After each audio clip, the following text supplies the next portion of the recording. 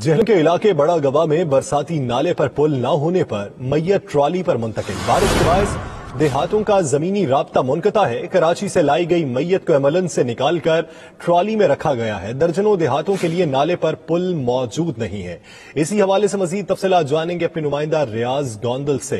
रियाज गोंदल, पहले आमदोरफ्त के लिए कौन सा वसीला इस्तेमाल किया जाता था और पुल न होने में इंतजामिया की कितनी कोताही है?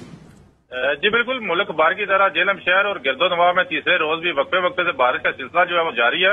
बारिश से बरसाती नालों में तुगयानी है, जिसकी वजह से बड़ा गवा के देहातों का आपस में जमीनी राब्ता जो है वो मुनक़ता हो चुका है।